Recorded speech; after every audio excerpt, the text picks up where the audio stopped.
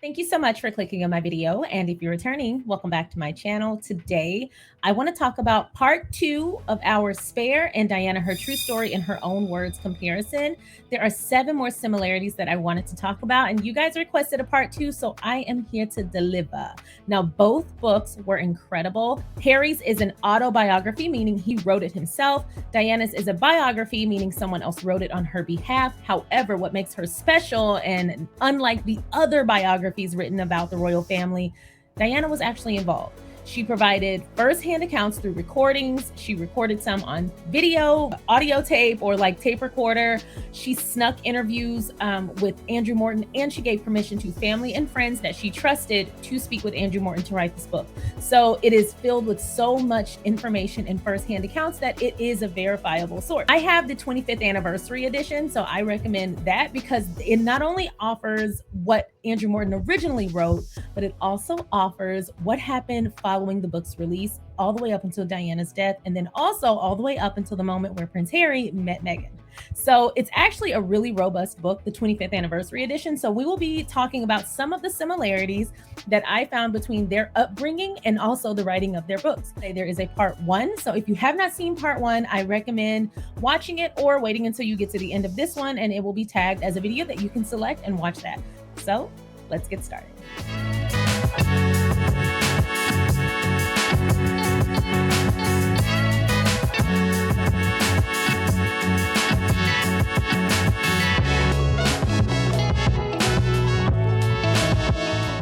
Once again, thank you so much for clicking on my video. If you have not already, feel free to go ahead and like this video, subscribe to my channel, and turn on that notification bell. I want to say a big hello to everyone who supports the channel, subscribes, views, etc. But I want to say a special thank you so much to all of the members. So, I wanted to talk about the similarities between Harry and Princess Diana's books. Harry's is an autobiography, Diana's is a biography, which we explained. But the reason I wanted to talk about this is because when I was recapping Spare, there was a lot of information that I didn't know, and it included a lot of information about Princess Diana, which piqued my interest in reading her biography. Once I did that, I felt like Spare was essentially the continuation of Diana Her True Story as far as their experiences in the royal family. It was so similar, and they have every reason not to be. Prince Harry was born in the royal fold. He is a male, and he was in the line of succession. Diana married into the royal fold. She was born into nobility. However, she was not a royal until she married Prince Charles. Not only that, she was divorced from Charles eventually. She lived 1 year post-divorce. Not only that, but with her being a woman, their experiences in the royal family should have been significantly different. However, they're almost mirror images. What is the first heartbeat we all hear? Our mothers. The first embrace? Typically, our mothers, except for baby Lily, who had her father. The first voice? For many, it's our mothers.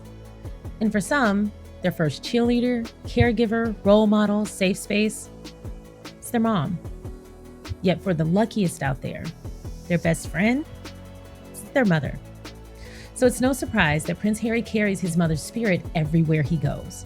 Princess Diana may have ascended beyond this earth in the late 90s, but her spirit is very much thriving in the heart of her baby boy, Prince Harry. When recapping both Spare and Diana Her True Story, it was impossible not to notice the many parallels between their royal experience and life in general. Starting with number 1, they were both unwelcome at birth. For Princess Diana, it was both of her parents. You see, when Princess Diana was born, she was expected to be a boy. Her father was desperate for an heir after having 2 daughters already.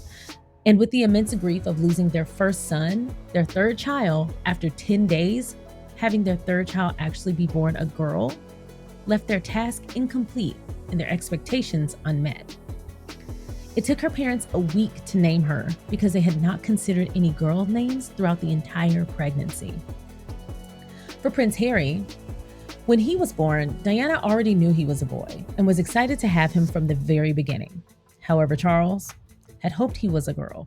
And there's nothing wrong with that, except when he saw that Harry was 1, a boy, and 2, had red hair, he was visibly and verbally disappointed, and he was not shy about voicing it to anyone who would listen. He also shared his concerns with Princess Diana's mother, who immediately put him in his place. And of course, after that, Charles practically cut her off. While an infant likely doesn't understand language and may not immediately understand what is being said to and around them, I am a firm believer in all living things being able to perceive energy. And whether we want to admit it or not, an infant expecting their parent to care for them and be a safe space, being unwelcome from the start for any reason is likely to present a wound that lasts a lifetime. Terrible for you, Charles.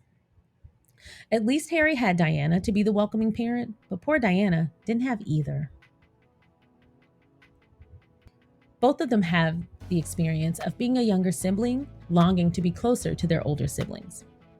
In Diana, Her True Story, Princess Diana spoke about adoring her older sisters, but practically hero worshipping Sarah. She wanted to be close with both of them, Sarah and Jane, growing up, and did everything in her power to make it so. When Sarah would return home from boarding school, she would act as her handy helper, making her bed, unpacking her bag, and waiting on Sarah hand and foot. And when Sarah moved into a shared apartment, she would pay Diana to clean it. Longing for that closeness with an older sibling can also be said about Harry. In Spare, Prince Harry revealed that he wanted to be closer to his older brother William. When they would roughhouse with friends, Harry would defend William aggressively. However, instead of drawing them closer, it would embarrass William, being perceived as the weaker older brother. He also talked about finally going to the same school together and William briefing him beforehand. Now, one might assume he took the time to tell his little brother, here's the good lunch table that doesn't wobble, or during breaks we hang out over there, or even, if you need me, call me. Basic stuff, right? But no. Instead, he told Harry, act like you don't know me. Way to go, Will.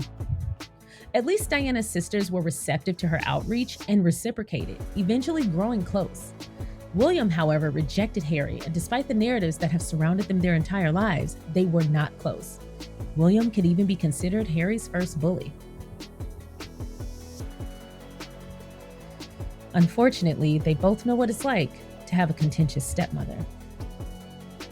Princess Diana spoke very openly about her difficult relationship with Rain Spencer growing up.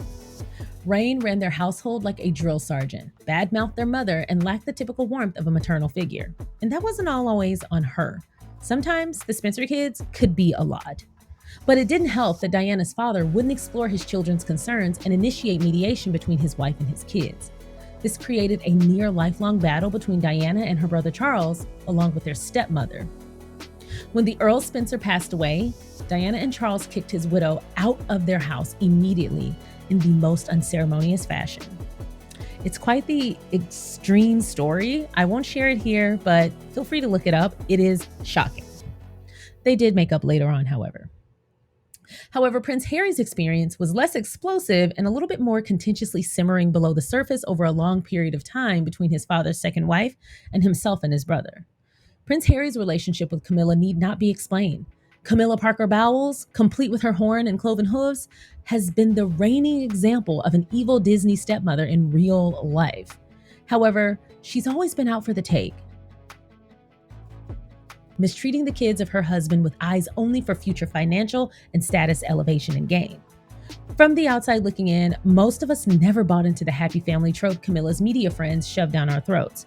But when we got confirmation from Diana, Her True Story, and Spare just how devious this woman was and continues to be, a new generation of Diana and Harry supporters developed. Sorry, Will, we can't get you on this one. Now, this one I thought was a little bit funny. They both hated school. Princess Diana did not like school. This may have been a result of being dubbed a thicko as a child and always having that banner precede her. Diana also admitted to having a naughty streak and enjoyed pushing against the boundaries at school. However, her parents encouraged it and thought her antics were funny. Harry, however, was also labeled by the media as a thicko and a wild child. However, people who actually knew him as a kid often described him as very empathic, well-behaved, and loving. One of Diana's friends called him the most huggable child in the world. That doesn't sound like a wild child to me.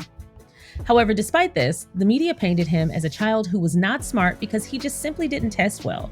He also just preferred to exercise prowess in other areas, and there's nothing wrong with that. Now, this next one might surprise you. but they are both natural athletes, particularly in the area of swimming.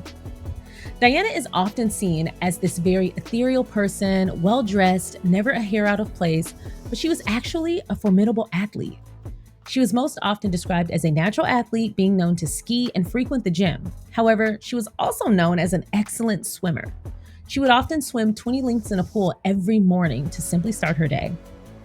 Prince Harry also loves to swim. Throughout Spare, he speaks about swimming in open water. That's a little too adventurous for me, but go for it, kid. He even swam with seals and raced Ryan Lochte. And although he did not win, you have to give him points for throwing his hat, or shall I say Speedo, in the rain. Being keen to Harry's mastery in the water, competitors representing Team Australia at the Invictus Games in The Hague presented him with a pair of skimpy swim briefs, as shown in photos from the reception shared by Aussie Invictus on Twitter.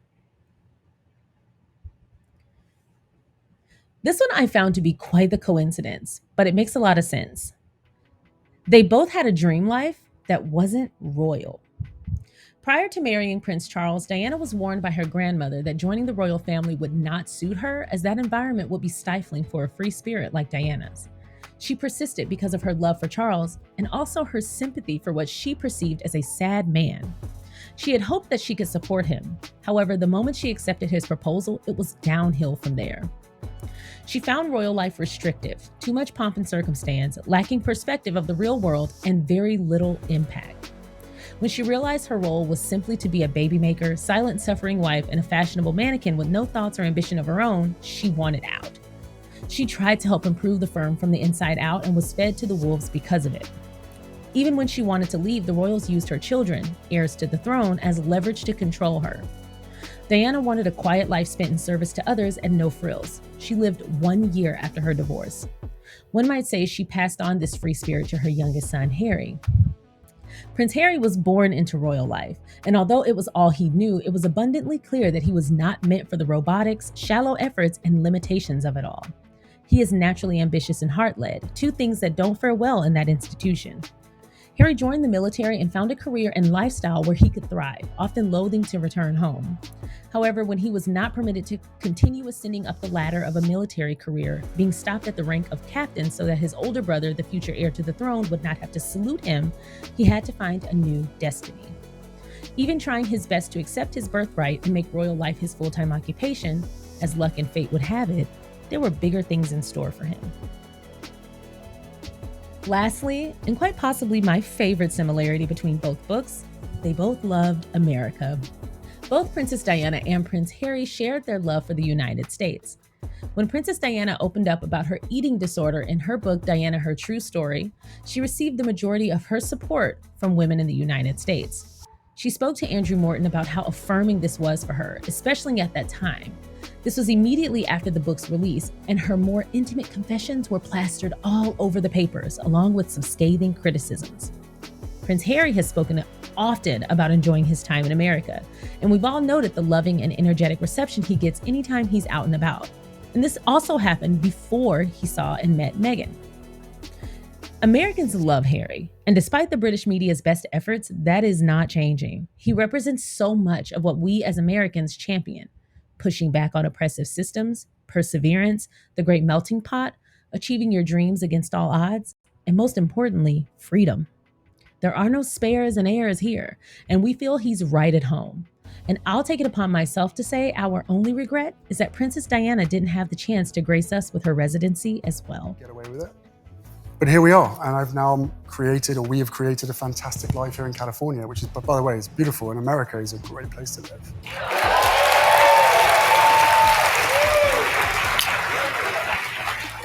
So those are my 7 last similarities that I found between Spare and Diana, Her True Story in her own words. Again, this is part 2. So if you did not see a similarity that you wanted me to bring up, don't forget to watch part 1. And if it's not there, let me know what it is so that we can bring this up. We might have enough for part 3.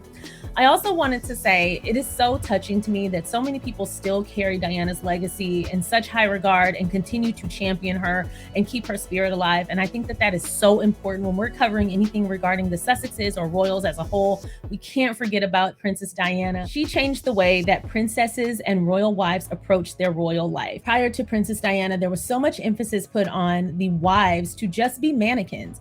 And Diana took a very different approach to her work. She was very passionate about helping people, and that has lived on well after her passing. I love that Prince Harry consistently champions his mother, and it does my heart good to see a son continue to show his mother love and affection, especially knowing what she was deprived of in life. So that's all I've got for you guys today. I appreciate you watching my video. If you have not already, don't forget to go ahead and like this video, subscribe to my channel, turn on that notification bell, and become a member, and share and comment, etc., etc., etc. But anyway, thank you so much for your support. I hope you enjoyed the video. Don't forget to leave me a comment, and I will see you next time.